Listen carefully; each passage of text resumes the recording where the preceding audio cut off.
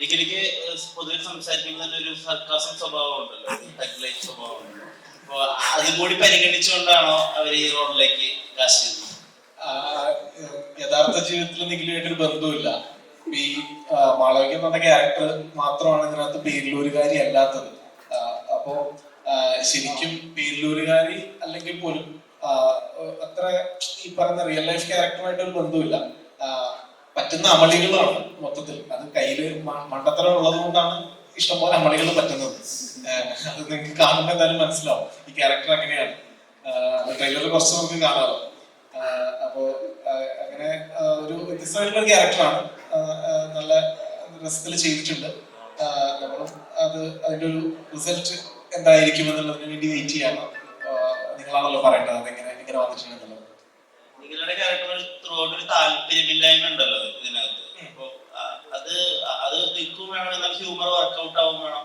അപ്പൊ അങ്ങനെ ഒരു കാര്യം ഒരിക്കലും അധികം ചെയ്തിട്ടില്ല. അപ്പൊ അതിന്റെ അപ്രോച്ച് എങ്ങനെ? താല്പര്യമില്ലായ്മ എന്നുള്ളത് കഥയുടെ ഒരു ഒഴുക്കിനെ സംബന്ധിച്ച് വരുന്നതാണ്. ഫസ്റ്റ് എപ്പിസോഡിൽ അതിൽ മനസ്സിലാവും നമുക്ക് ഈ ഗ്രാമത്തിലേക്ക് വരാനൊരു താല്പര്യമുണ്ട്.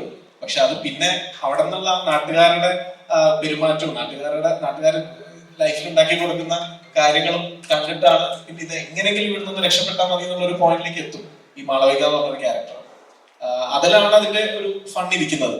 ആ ക്യാരക്ടറിന്റെ ഒരു ഫൺ ഇരിക്കുന്നത് അവിടെയാണ്. ആണ് കാണൽ സീൻ ഉണ്ടല്ലോ, അത് ട്രെയിലറിൽ എല്ലാവരും പ്രതീക്ഷയോട് നോക്കിക്കുന്നതാണ്. നമ്മൾ റിവ്യൂല് കണ്ടിട്ടില്ല. അപ്പൊ അതിന്റെ ഷൂട്ടിങ്ങും അതിന്റെ ഐഡിയ തൊട്ട് തന്നെ അത് എത്രത്തോളം എക്സൈറ്റിംഗ് ആയിരുന്നു. അതിനും ഈ പറഞ്ഞ ഒരു സർക്കാസം സ്വഭാവം ഉണ്ടോ? രണ്ട്, ഇപ്പോ വിജയരാഘവൻ പറഞ്ഞായിരുന്നു ഹ്യൂമർ ചെയ്യാന്ന് പറയുന്ന തിൻ ലൈനാണ്. അത് അങ്ങോട്ട് പോയാൽ ചടിയാവും, ഇങ്ങോട്ട് പോയാൽ കറക്റ്റാവും. അപ്പൊ ഹ്യൂമർ ആദ്യമായിട്ട് ഇങ്ങനെ ചെയ്യുക, അത് സാഹചര്യത്തിനനുസരിച്ച് വരുന്ന ഹ്യൂമർ ചെയ്യുക, അതിന്റെ ഒരു അപ്രോച്ച് എങ്ങനെയാണ്? ആളുകളും സീൻ ഷൂട്ട് ചെയ്യുമ്പോൾ നല്ല രസമായിരുന്നു.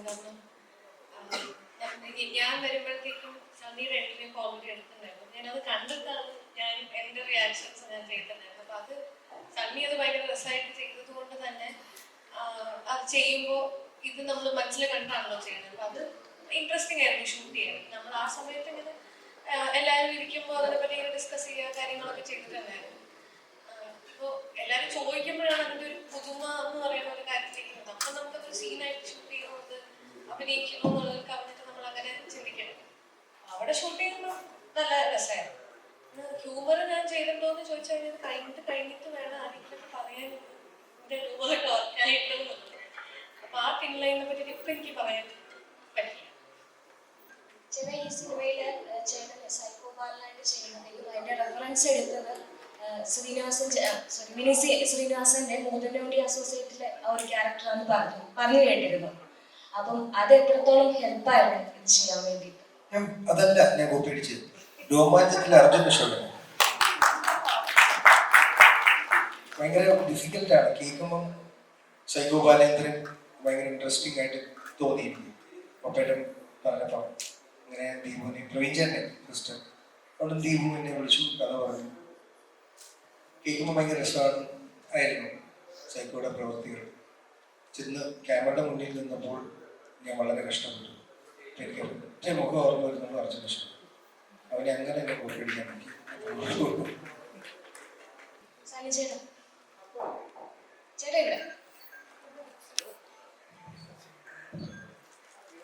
കാസർഗോഡിന് ശേഷം വരുന്ന ഒരു വെബ് സീരീസ് ആണിത്.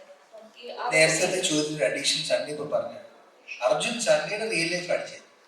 അപ്പൊ ആക്ച്വൽ സൈക്കോ ഇവിടെ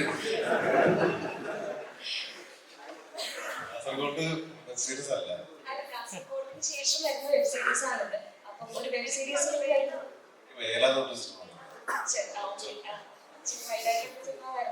അപ്പം എങ്ങനെയുണ്ടായിരുന്നു ഒരു വെബ് സീരീസിന്റെ അനുഭവങ്ങൾ? എനിക്ക് തോന്നുന്നത് ഞാൻ ഫസ്റ്റ് ടൈമാണ് വയനാട് ഇത്രയും സമയം ഒരു സിനിമ ഷൂട്ട് ചെയ്യുന്നത്.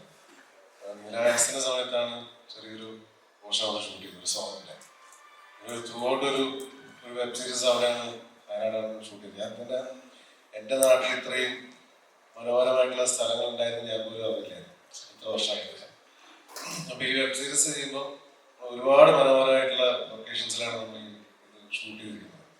അപ്പൊ അതിന്റെ ഭംഗിയൊക്കെ ആസ്വദിക്കാൻ പറ്റും. പിന്നെ ഇതൊരു ത്രൂ ഔട്ട് ഞാൻ നേരത്തെ പറഞ്ഞ പോലെ തന്നെ അതൊരു കംപ്ലീറ്റ്ലി ഒരു ഫൺ ഫിൽഡ് എന്റർടൈൻമെന്റ് ആണ്, അല്ലെങ്കിൽ എന്റർടൈനർ ആണ് ഈ ഒരു വെബ് സീരീസ് എന്ന് പറയുന്നത്. അപ്പം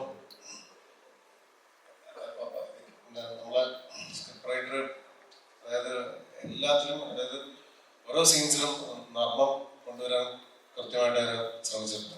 അപ്പൊ നമുക്കത് ചെയ്യുമ്പോൾ വളരെ എൻജോയ് ചെയ്ത് ചിരിച്ച് കളിച്ച് ഹാപ്പി ആയിട്ടാണ് നമ്മൾ ചെയ്തുകൊണ്ടിരുന്നത്. എസ്പെഷ്യലി എൻ്റെ പോർഷൻസ് ഒക്കെ ഞാൻ അങ്ങനെയാണ് കൂടുതലും ഞാൻ പിന്നെ വളരെ ഹാപ്പി ആയിട്ട് ചെയ്തുകൊണ്ടിരുന്നത്. കാരണം ഡയറക്ടറും നമ്മളൊക്കെ അത് സീക്വൻസ് ചെയ്യുമ്പോൾ ഞങ്ങൾ തന്നെ അത് കുറച്ചൊക്കെ ചിരിച്ചിട്ട് ചിരിയൊക്കെ ഒന്ന് നിർത്തിയിട്ട് നമുക്ക് ഷൂട്ട് ചെയ്യണം. അങ്ങനെയൊക്കെയാണ് ചെയ്തിട്ടുള്ളത്.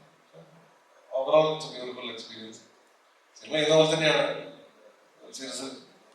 കാരണം ഒരു യൂണിറ്റ് നമ്മുടെ സിനിമയിലുള്ള എല്ലാ ആളുകളും, അതേ യൂണിറ്റിലുള്ള ആൾക്കാർ, ലൈറ്റിങ്ങിൻ്റെ ആൾക്കാർ, പിന്നെ ഇപ്പം എല്ലാവരും സിനിമയിലുള്ള അതേ ആൾക്കാരൊക്കെയാണ് ചെയ്യുന്നത്.